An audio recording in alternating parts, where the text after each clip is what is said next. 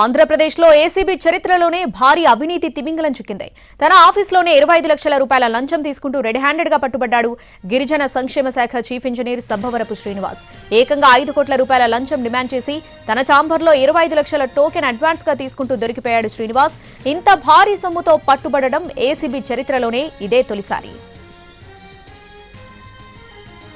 విజయవాడలోని గిరిజన సంక్షేమ శాఖ ఇంజనీరింగ్ కార్యాలయంలో ఈఎన్సీగా పనిచేస్తున్నాడు శ్రీనివాస్.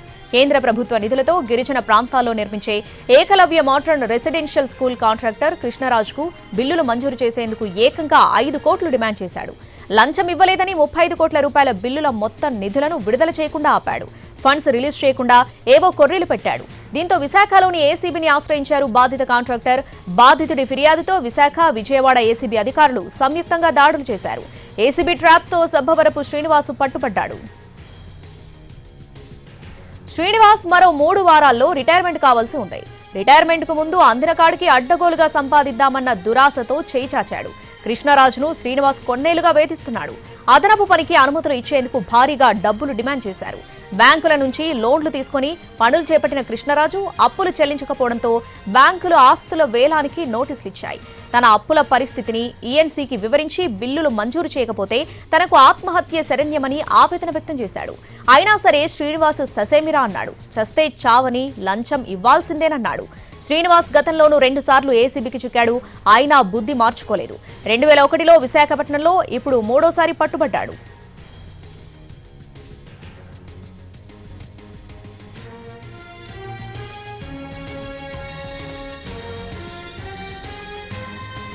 ఆంధ్రప్రదేశ్లో ఏసీబీ చరిత్రలోనే భారీ అవినీతి తిమింగలం చిక్కింది. తన ఆఫీస్లోనే 25 లక్షల రూపాయల లంచం తీసుకుంటూ రెడ్ హ్యాండెడ్ గా పట్టుబడ్డాడు గిరిజన సంక్షేమ శాఖ చీఫ్ ఇంజనీర్ సబ్బవరపు శ్రీనివాస్. దీనికి సంబంధించి పూర్తి అప్డేట్స్ మా ప్రతినిధి శ్రీకాంత్ విజయవాడ నుంచి లైవ్ లో అందిస్తారు. శ్రీకాంత్,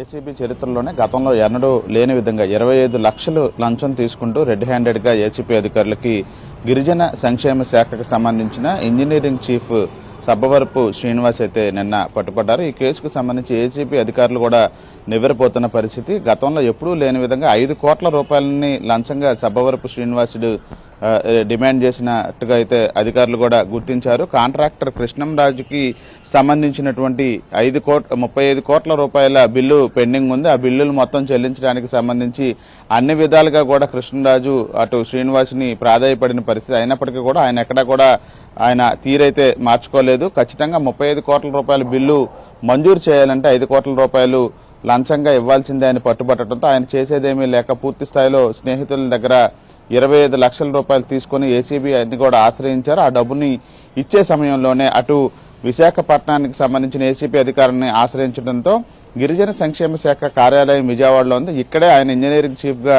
సబ్బవరపు శ్రీనివాస్ పనిచేయటం, ఆఫీస్కి వచ్చే డబ్బులు కూడా ఇవ్వాలని కూడా అటు కృష్ణరాజుకు కూడా చెప్పిన నేపథ్యంలో శ్రీకాకుళంలో డీఎస్పీగా పనిచేస్తున్నటువంటి రమణమూర్తి, విజయవాడ డీఎస్పీగా ఉన్నటువంటి సుబ్బారావు వీళ్ళిద్దరూ కలిసి ఏసీబీ డీజీ ఆదేశాలతో అయితే జాయింట్ ఆపరేషన్ నిర్వహించడం జరిగింది. నిన్న కార్యాలయంలోనే 25 లక్షలని సబ్బవరపు శ్రీనివాస్కి ఇస్తుండగా నేరుగా పట్టుకున్నారు. ఆయన్ని అరెస్ట్ చేశారు. ఇవాళ ఏసీబీ న్యాయస్థానంలో అయితే శ్రీనివాస్ని హాజరుపరచబోతా ఉన్నారు. ఈ కేసుకు సంబంధించి ఏదైతే కేంద్ర ప్రభుత్వం నిధులతో ఏకలవ్య పాఠశాలను నిర్మిస్తా ఉన్నారు కృష్ణరాజు, వీటికి సంబంధించి 5 జిల్లాల్లో కూడా ఆయన నిర్మాణ పనులను కూడా పూర్తి చేశారు. ఒక్కొక్క భవనానికి 12 కోట్లు కాంట్రాక్ట్ వచ్చినప్పటికీ కూడా అది నిర్మాణ దశ అయ్యేటప్పటికీ 15 కోట్లకు కూడా చేరుకుంది. ఈ నేపథ్యంలో ఆయన కొంత పెండింగ్ అమౌంట్లు రాకపోవడం, బిల్లులు మంజూరు చేయకపోవడంతో తీవ్రంగా అప్పుల పాలయ్యారు. ఆ విషయాలన్నింటినీ కూడా శ్రీనివాస్కి చెప్పినప్పటికీ కూడా ఆ డబ్బుని మంజూరు చేయడానికి లంచం ఖచ్చితంగా ఇవ్వాల్సిందే అని కూడా